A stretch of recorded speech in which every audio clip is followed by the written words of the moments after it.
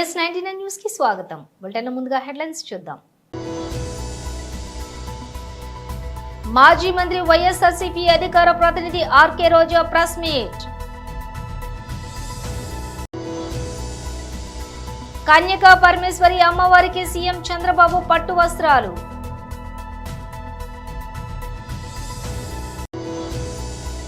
Shri NVSS Prabhakar ex BJP తెలంగాణలో MLA and BJP రాష్ట్ర ఉపాధ్యక్షులు ప్రెస్ మీట్. తెలంగాణ భవన్లో బీఆర్ఎస్ మున్సిపల్ చైర్పర్సన్లు మరియు వైస్ చైర్పర్సన్లకు సన్మానం. బీసీ విద్యార్థుల సమర శంఖారావం ఇందిరా పార్క్ ధర్నా కార్యక్రమంలో పాల్గొన్న ఈటెల రాజేందర్. ఇక డీటెయిల్స్ చూస్తే మాజీ మంత్రి వైఎస్ఆర్సీపీ అధికార ప్రతినిధి ఆర్కే రోజా ప్రెస్ మీట్ నిర్వహించారు. ఉన్నవారికే కాదు, అర్హత ఉన్న ప్రతి పేద మధ్యతరగతి విద్యార్థికి అందించాలని గొప్ప మనసుతో ఈ ఫీజు రియంబర్స్మెంట్ తీసుకురావడం జరిగింది. దాన్ని జగన్మోహన్ రెడ్డి గారు తను అధికారంలో ఉన్న 5 సంవత్సరాలు సంపూర్ణంగా అమలు చేయడం మనం గమనించాం. కానీ ఈరోజు ప్రభుత్వం 3,900 కోట్ల ఈ ఫీజులు స్కాలర్షిప్ల బకాయిల్ని ఆపేయటం ఎంతవరకు సమంజసమని నేను అడుగుతున్నా. ఎందుకంటే ఈరోజు మీరు చూస్తే విద్యా దీవెన కింద 2,800 కోట్లు, అలాగే వసతి దీవెన కింద 1,100 కోట్లు, అంటే దాదాపుగా 3,900 కోట్లని బకాయిలు పెట్టడం వల్ల కొన్ని కాలేజెస్ లో విద్యార్థుల్ని క్లాసులకి రానివ్వట్లేదు. కొన్ని కాలేజెస్ లో విద్యార్థులకి సర్టిఫికెట్లు కూడా ఇవ్వకపోవటం, కొన్ని చోట్ల విద్యార్థులు చదువుకు దూరవటం చూస్తుంటే చాలా చాలా బాధేస్తుంది. ఎందుకంటే విద్యతోనే పేదరికం సమూలంగా నిర్మూలించే అవకాశం ఉంది. అందుకే రాజశేఖర రెడ్డి గారు, జగన్మోహన్ రెడ్డి గారు పేద పిల్లలకి చక్కటి చదువును అందించి ఆ కుటుంబాలు ఆర్థికంగా ఎదిగే విధంగా, సమాజంలో గౌరవంగా ఉండే విధంగా అన్ని రకాలుగా ఎలా అండగా నిలబడ్డారో మనం గమనించాం. కానీ చంద్రబాబు నాయుడు గారు డబ్బున్న వాళ్ళు మాత్రమే చదువుకోవాలి, తన పార్టీలో ఉన్న ప్రైవేట్ స్కూళ్లు కాలేజీలు ఉన్న వాళ్లే ఫీజులు దండుకోవాలి అన్నట్టుగా ఈరోజు పేద విద్యార్థుల్ని చదువుకు దూరం చేసే విధంగా చర్యలు చేపట్టడం, ఇవ్వాల్సిన బకాయిలు ఇవ్వకపోవడం అనేది మనం గమనించాలి.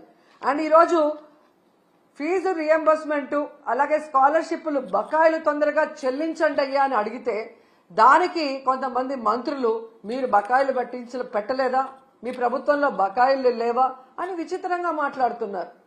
ఆ మంత్రులకు గాని ఆ ఇతండంగా మాట్లాడే వారికి నేను తెలియజేసేది ఒక్కటే, 2019లో చంద్రబాబు నాయుడు గారు దిగిపోయే నాటికి 2,800 కోట్లు బకాయిలు ఉన్నాయి. ఆ రోజు ఆ బకాయిల్ని జగన్మోహన్ రెడ్డి గారి ప్రభుత్వం సంపూర్ణంగా చెల్లించటమే కాకుండా తాను అధికారంలో వచ్చిన తర్వాత ఉన్న వాటిని కూడా ఎలా చెల్లించుకుంటూ వస్తున్నారో మనం చూసాం. సో ఎప్పుడూ కూడా ఒక ప్రభుత్వం మారినప్పుడు గత ప్రభుత్వంలో బకాయిలు ఉంటే వాటిని తీర్చాల్సిన బాధ్యత ఆ అధికారంలోకి వచ్చిన పార్టీకి ఉంటుంది. కానీ అధికారంలోకి వచ్చిన తర్వాత ఈరోజు చేతులు దులుపుకొని పేద విద్యార్థుల చదువుని దూరం చేసి మళ్లీ ఇతండంగా విచిత్రంగా మాట్లాడటం ఎంతవరకు సమంజసమని నేను ప్రశ్నిస్తున్నా. అండ్ ఈరోజు మీరు చూస్తే ఇది చంద్రబాబు నాయుడికి ఇది కొత్త ఏం కాదు, మీరు గతంలో కూడా చూశారు. ఎందుకంటే పేదవాళ్ళు అంటే చంద్రబాబు నాయుడికి చిరాకు. పేదవాళ్ళు మనుషులు కారనా, వాళ్ళకి చదువు అవసరం లేదనుకుంటారో ఏంటో నాకు తెలియదు. కానీ వైఎస్ఆర్ గారు తీసుకొచ్చిన ఈ ఫీజు రియంబర్స్మెంట్ ని ఏ విధంగా ఇంజనీరింగ్ స్టూడెంట్స్ ని ఫీజు రియంబర్స్మెంట్ లో 35,000 రూపాయలకే కోత పెట్టి ఎంతమందిని ఇబ్బంది పెట్టారో మనం అందరం కూడా గమనించాం. కానీ జగన్మోహన్ రెడ్డి గారు ఎంత ఖర్చు అయినా విద్యార్థికి మొత్తం ప్రభుత్వమే చెల్లించే విధంగా ప్రతి పేద మధ్యతరగతి పిల్లవాడికి చక్కటి చదువుని అందించటం ఈరోజు ప్రజలందరూ కూడా గమనించాల్సిన విషయం అని కూడా ఈ సందర్భంగా తెలియజేసుకుంటున్నా. సీఎం చంద్రబాబు నాయుడు పశ్చిమ గోదావరి జిల్లా పెనుగొండలోని పర్యటిస్తున్నారు. వాసవి కన్యకా పరమేశ్వరి ఆత్మార్పణ దినం సందర్భంగా ఇక్కడి ఆలయంలో అమ్మవారికి రాష్ట్ర ప్రభుత్వం తరపున పట్టు వస్త్రాలు సమర్పించారు. అనంతరం ప్రత్యేక పూజలు నిర్వహించారు. అంతకుముందు స్థానిక మార్కెట్ యార్డ్లోని ఏర్పాటు చేసిన హెలీప్యాడ్ వద్ద ముఖ్యమంత్రికి మంత్రి నిమ్మల రామానాయుడు, ఎమ్మెల్యేలు, ముఖ్య నేతలు ఘన స్వాగతం పలికారు. అనంతరం పట్టణంలోని వాసవి కన్యకా పరమేశ్వరి ఆలయానికి చేరుకున్న సీఎంకు ఆలయ ప్రధాన అర్చకులు, అధికారులు, సిబ్బంది పూర్ణ కుంభంతో స్వాగతం పలికారు. అనంతరం చంద్రబాబు అమ్మవారికి పట్టు వస్త్రాలను సమర్పించి ప్రత్యేక పూజలు నిర్వహించారు. ఆదివాసీల పుణ్యక్షేత్రంగా విరాజిల్లుతున్న పెనుగొండలో కన్యకా పరమేశ్వరి ఆత్మార్పణ దినాన్ని ప్రభుత్వం అధికారికంగా నిర్వహిస్తున్న విషయం తెలిసిందే.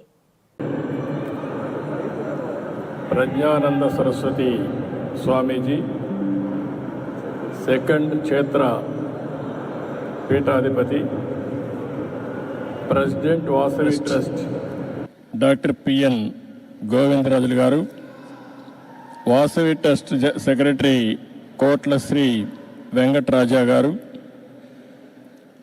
సహచర మంత్రివర్గ సభ్యులు టీజీ భరత్ గారు, గౌరవనీయులు సహచర మంత్రివర్గ సభ్యులు నిమ్మల రామానాయుడు గారు, గౌరవ శాసనసభ్యులు పీతాని సత్యనారాయణ గారు, గౌరవ శాసనసభ్యులు బోలిశెట్టి శ్రీనివాస్ గారు, ఏపీఐసి చైర్మన్ మంతెన రామరాజు గారు, గౌరవ శాసనసభ్యులు రాధాకృష్ణ గారు, మాజీ శాసనసభ్యులు గౌరవనీయులు కృష్ణ గారు, అదే మరిగా ఎమ్మెల్యే శ్రీరామ్ తాతయ్య గారు, అదే మరి ఈ కార్యక్రమానికి చేసిన భక్తులందరికీ, అదే మరి ట్రస్ట్ మెంబర్స్ అందరికీ కూడా మనస్ఫూర్తిగా నమస్కారాలు, అభినందనలు, శుభాభినందనలు. ఈరోజు ఇక్కడికి వచ్చినటువంటి భక్తులకు కానీ, ప్రజలకు కానీ, ఆర్య వైశ్య ఆత్మీయ సోదరి సోదరుమండలందరికీ, ఆడబిడ్డలందరికీ కూడా నమస్కారాలు. ఈరోజు మనం చూస్తే శ్రీ వాసవి కన్యకా పరమేశ్వరి మాతను ఎలా దర్శించుకోవడం, 90 అడుగుల విగ్రహం ఒక పక్కనుంటే ఇంకో పక్క చరిత్ర సృష్టించిన ఒక పుణ్యక్షేత్రం ఇప్పుడే నేను దర్శనం చేసుకొని బయట వచ్చాను. మొట్టమొదటిసారిగా అమ్మవారికి ప్రభుత్వం తరపున పట్టు వస్త్రాలు సమర్పించడం పూర్వ జన్మ సుకృతంగా నేను భావిస్తున్నాను. ఆర్య వయస్సుల ఎలవేల్పు, స్త్రీల ఆత్మగౌరవాన్ని చాటిన కలియుగ పార్వతీదేవి శ్రీ వాసవి కన్యకా పరమేశ్వరి అమ్మగారు. ఈ అమ్మ ఆత్మార్పణ అనుకున్న చరిత్ర తెలిస్తే ఇంకా ఎక్కువ భక్తిభావం పెరుగుతుంది. ఇంకా ఈ తల్లి ఆశీస్సులు తీసుకోవడానికి అందరూ కూడా ఆసక్తి చూపించే పరిస్థితి వస్తుంది. అహింసకు, ఆత్మత్యాగానికి, ధర్మ నిరతికి, శాంతికి ప్రతిరూపం శ్రీ వాసవి కన్యకా పరమేశ్వరి. అమ్మను వేడుకుంటే శాంతి, సంపద, రక్షణ, ఆశీస్సులు మెండుగా లభిస్తాయని అందరికీ నమ్మకం. ఇక్కడుండే వాళ్లే కాకుండా దేశం మొత్తం వయస్సులంతా పూజించే ఏకైక దేవత శ్రీ ఎన్వీఎస్ఎస్ ప్రభాకర్ ఎక్స్ బీజేపీ తెలంగాణలో ఎమ్మెల్యే అండ్ బీజేపీ రాష్ట్ర ఉపాధ్యక్షులు ప్రెస్ మీట్ నిర్వహించారు. నిర్ణయాల వల్ల, చేస్తున్నటువంటి కొత్త అప్పుల వల్ల రోజు రోజుకి ఆర్థిక పరిస్థితి దివాలా తీయటమే కాకుండా ఖజానా ఖాళీ అవటంతో పాటు జీతభత్యాలకు కూడా ఇచ్చుకునేటువంటి ఒక పరిస్థితిలో, ప్రభుత్వం లేనటువంటి ఒక పరిస్థితిలో కొట్టుమిట్టాడుతాం. ఇకపోతే కొత్త అప్పు కోసం ఎన్ని రకాల ప్రయత్నాలు చేసినా కూడా ఎఫ్ఆర్బిఎం పరిమితి పతాక స్థాయికి చేరుకుంది. 97.8% అన్నట్టు. అసలు భారతదేశంలో అనేక రాష్ట్రాలు ఉన్నాయి, చిన్న రాష్ట్రాలు ఉన్నాయి, పెద్ద రాష్ట్రాలు ఉన్నాయి. కానీ ఏ రాష్ట్రంలో కూడా ఆర్థిక పరిస్థితి ఇంత దిగజారినటువంటి యొక్క దాఖలాలు మనకి ఎక్కడ కూడా కనబడవు. కానీ ఈ రాష్ట్రంలో పరిస్థితి రోజు రోజుకి ఆర్థికంగా గాడి తప్పి అలార్మింగ్ సిచ్యువేషన్కి చేరుకుందని చెప్పని భారతీయ జనతా పార్టీ అభిప్రాయపడతా ఉంది. ముఖ్యమంత్రి ఏమో పైకి గొప్పలుగా 1 ట్రిలియన్ ఎకానమీ కొరకు అడుగులు వేస్తున్నామని చెప్పని ఆయన ప్రసంగంలో, ఆయన యొక్క మాటల్లో చాలా గొప్పగా చెప్పుకుంటా వస్తున్నాడు. కొత్త బడ్జెట్ ప్రవేశపెట్టబోతున్నాం. పాత బడ్జెట్ యొక్క వివరాల్లోకి వెళ్తే పన్నుల ఆదాయం కావచ్చు, పన్ను ఏతర ఆదాయం కావచ్చు, అవుట్ సైడ్ బారోయింగ్స్ కావచ్చు, నికరంగా తగ్గకుండా పెరుగుతూ వస్తున్న ఆదాయం ఈ తెలంగాణ ప్రభుత్వంకి ఎక్కడి నుంచైనా ఉంది అంటే అది కేంద్ర ప్రభుత్వం వివిధ గ్రాంట్ల ద్వారా ఇస్తున్నటువంటి ఆదాయం మాత్రమే. బీర్లు భూములు అమ్ముకుంటూ భూమిని సృష్టిస్తూ వివాదంలో ఉన్న భూములని, న్యాయపరమైనటువంటి చిక్కుల్లో ఉన్నటువంటి భూములని ఇటీవల కాలంలో కార్పొరేషన్లకి బదలాయించి జాతీయ బ్యాంకుల మీద ఒత్తిడి తీసుకొచ్చి ఈ కార్పొరేషన్లకి బదలాయించినటువంటి భూముల ద్వారా అప్పులు పొందాలని చెప్పని ప్రభుత్వం చూస్తూ ఉంది. ఇంకా చెప్పాలంటే బ్యాంకు ఉన్నతాధికారులను కూడా బెదిరిస్తూ ఉన్నారు. మీ బ్యాంకుల తెలంగాణ భవన్లో బీఆర్ఎస్ మున్సిపల్ చైర్పర్సన్లు మరియు వైస్ చైర్పర్సన్లకు సన్మానం. అందరికీ నమస్కారం. చాలా చాలా దూరం నుంచి వచ్చినారు అందరూ. ఆకలి కూడా అవుతుండొచ్చు. కొంతమంది చిన్నపిల్లలతో వచ్చింది కాబట్టి ఎక్కువ సమయం మాట్లాడేదేం లేదు.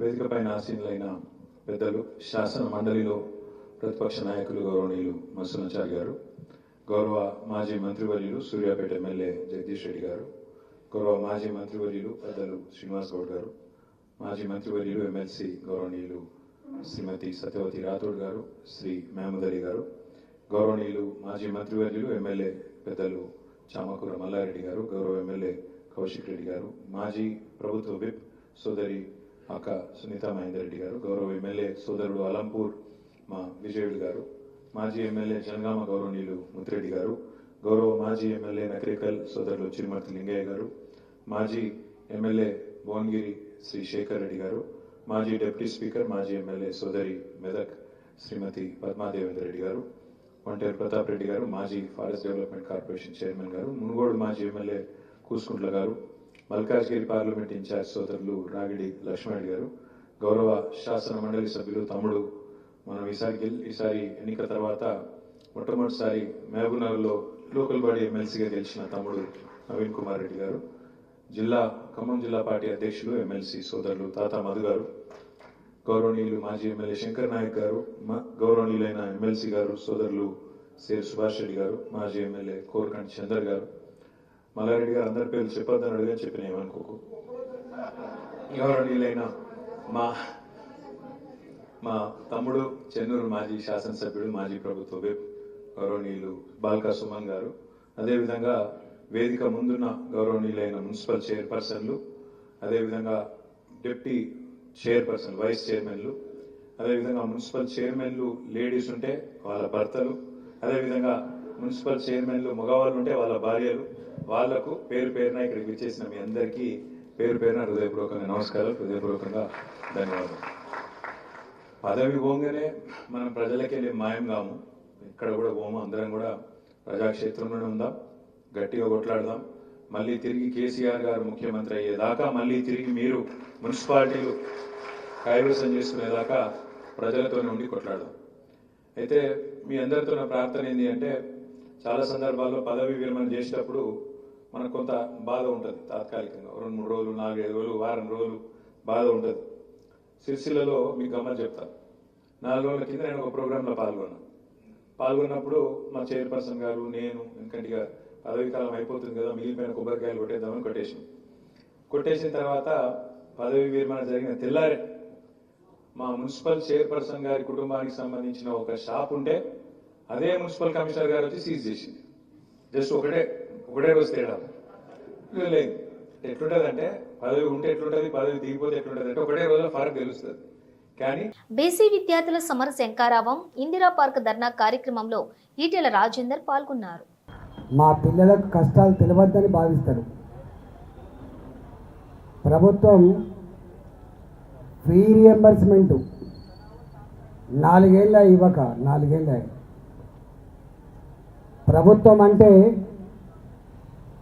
అది కంటిన్యూస్ ప్రాసెస్. ముఖ్యమంత్రి ఎవరు ఉంటారు, లేదా ఇంకా డీజీపీ ఎవరు ఉంటారు, మంత్రులు ఎవరు ఉంటారు అనేది ఎవరు చూడరు. కానీ కంటిన్యూస్ ప్రాసెస్. 2014 తెలంగాణ రాష్ట్రం వచ్చిన నాడు కూడా పాత ప్రభుత్వం పెట్టిన బకాయిలు ఉండే. నేను మొట్టమొదటి ఆర్థిక మంత్రి అయినప్పుడు ఆ బకాయిలన్నీ కూడా చెల్లించుకుంటూ వచ్చినాం. ఎప్పుడు సంవత్సరంన్నరనో బాకీలు పెట్టే పద్ధతి ఉండే.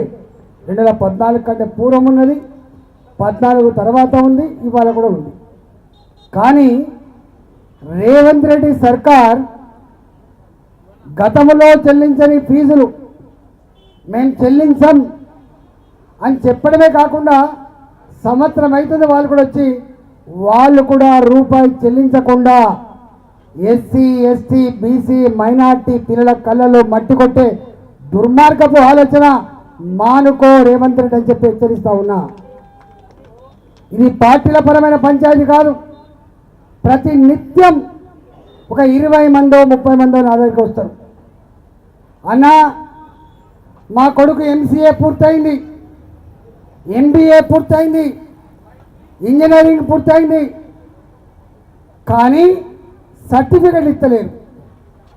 సర్టిఫికెట్లు ఇవ్వాలంటే ప్రభుత్వం ఇచ్చే ఫీ రియంబర్స్మెంట్ ప్రభుత్వం ఇస్తలేదు కాబట్టి మీరే ఆ డబ్బులు చెల్లించండి, ప్రభుత్వం ఇచ్చిన తర్వాత మీ పైసలు మీకు వాపస్ ఇస్తామని చెప్పి వాళ్ళు అంటే గా పేద కుటుంబాల్లో ఉన్న వాళ్ళకి లక్షల రూపాయలు ఫీజు చెల్లించేటువంటి దిక్కు లేక సర్టిఫికెట్లు రాక ప్రైవేట్ ఉద్యోగాలకు పోలేకపోతున్నారు, పెద్ద కోర్సులకు పోలేకపోతున్నారు.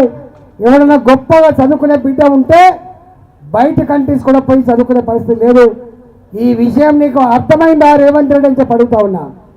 ఇవాళ నువ్వు వేధిస్తున్నది 14 లక్షల విద్యార్థులని చెప్పి అనుకుంటా ఉన్నాం.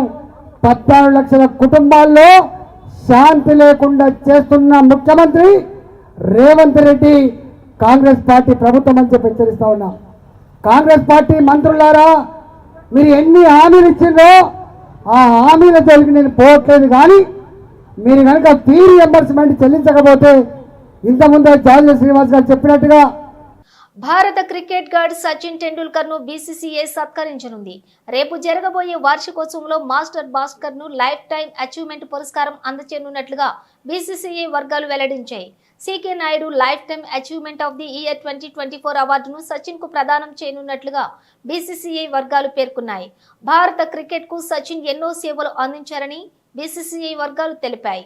CK Naidu life time achievement of the year అవార్డును స్వీకరించబోయే 30వ భారత క్రికెటర్ సచిన్ టెండూల్కర్ గత ఏడాది మాజీ కోచ్ రవిశాస్త్రి, మాజీ క్రికెటర్ ఫరూక్ ఇంజనీర్ కు ఈ అవార్డును ప్రదానం చేశారు. 51 ఏళ్ల సచిన్ టెండూల్కర్ 664 అంతర్జాతీయ మ్యాచ్లు ఆడాడు. వన్డేలు, టెస్టుల్లో అత్యధిక సెంచరీలు చేసిన రికార్డులు సచిన్ పేరిట ఉంది. సచిన్ 200 టెస్టులు, 463 వన్డేలు ఆడాడు. టెస్టుల్లో 15,921, వన్డేలో 18,426 పరుగులు చేశారు. సచిన్ ఒకే ఒక్క అంతర్జాతీయ T20 ఆడాడు. తన సుదీర్ఘ కెరీర్లో సచిన్ 100 సెంచరీలు, 201 వికెట్లు సాధించడం విశేషం. బ్యాక్ టు బ్యాక్ సినిమాలతో స్టార్ హీరో ప్రభాస్ ఫుల్ బిజీగా ఉన్నారు. ప్రభాస్ కోసం రెడీ చేసుకున్న కథలతో డైరెక్టర్లు, నిర్మాతలు సిద్ధంగా ఉన్నా ప్రభాస్ డేట్స్ మాత్రం దొరకటం లేదు. ప్రస్తుతం ప్రభాస్ చేస్తున్న సినిమాలలో హను రాఘవపూడి దర్శకత్వం వహిస్తున్న సినిమా ఫౌజీ ఒకటి. ఈ చిత్రంలో ఇమాన్వి హీరోయిన్ గా నటిస్తోంది. మరోవైపు సెట్స్ కు ప్రభాస్ ఇంటి నుంచి పలు రుచికరమైనటువంటి వంటకాలతో కూడిన భోజనం వస్తుంటుందనే విషయం అందరికీ తెలిసిందే. ప్రభాస్ ఇంటి భోజనానికి, ఆయన ఆతిథ్యానికి ఎంతో మంది సెలబ్రిటీలు ఫిదా అయ్యారు. ప్రస్తుతం ఈ జాబితాలోని ఇమాన్వి కూడా చేరిపోయింది. ప్రస్తుతం ఫౌజీ షూటింగ్ రామోజీ ఫిలిం సిటీలో జరుగుతూ ఉంది. ఇమాన్వి కోసం ప్రభాస్ ఇంట్లో వండిన భోజనం వచ్చింది. షూటింగ్ బ్రేక్ టైంలో ఈ భోజనాన్ని ఇమాన్వి రుచి చూసింది. ఈ విషయాన్ని ఇన్స్టాగ్రామ్ లో షేర్ చేసింది. రుచికరమైన భోజనాన్ని రుచి చూపించిన ప్రభాస్ కు ధన్యవాదాలు అని కామెంట్ పెట్టింది. వైసీపీ అధినేత జగన్ లండన్ పర్యటన ముగిసింది. లండన్ నుంచి ఈ రోజు ఆయన బెంగళూరుకు చేరుకున్నారు. ఈ నెల 14న జగన్ తన భార్య భారతితో కలిసి లండన్ కు వెళ్లారు. తమ కుమార్తె వర్షారెడ్డి డిగ్రీ ప్రధానోత్సవ కార్యక్రమంలో వీరు పాల్గొన్నారు. 15 రోజులకు పైగా వీరు లండన్ లో ఉన్నారు. బెంగళూరు ఎయిర్పోర్ట్ వద్ద జగన్ కు వైసీపీ శ్రేణులు, అభిమానులు ఘన స్వాగతం పలికారు. విమానాశ్రయం నుంచి ఆయన బెంగళూరులోని తన నివాసానికి చేరుకున్నారు. ఫిబ్రవరి 3న ఆయన తాడేపల్లిలోని నివాసానికి వచ్చే అవకాశం ఉంది. తాడేపల్లిలో పార్టీ ముఖ్య నేతలతో ఆయన భేటీ కానున్నారు. పార్టీ నేతలపై కేసులు, తాజా రాజకీయ పరిస్థితులు తదితర అంశాలపై చర్చించే అవకాశం ఉన్నట్లుగా సమాచారం. బులెటిన్ ముగించే ముందు హెడ్లైన్స్ మరోసారి. మాజీ మంత్రి వైఎస్ఆర్సీపీ అధికార ప్రతినిధి ఆర్కే రోజా ప్రెస్ మీట్. కన్యకా పరమేశ్వరి అమ్మవారికి సీఎం చంద్రబాబు పట్టు వస్త్రాలు.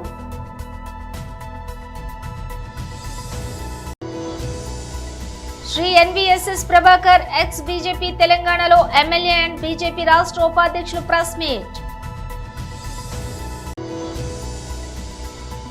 తెలంగాణ భవన్లో బీఆర్ఎస్ మున్సిపల్ చైర్పర్సన్లు మరియు వైస్ చైర్పర్సన్లకు సన్మానం. బీసీ విద్యార్థుల సమర శంఖారావం, ఇందిరా పార్క్ ధర్నా కార్యక్రమంలో పాల్గొన్న ఈటెల రాజేందర్. ఇవి బులెటిన్ విశేషాలు. మరో బులెటిన్తో మళ్ళీ కలుద్దాం.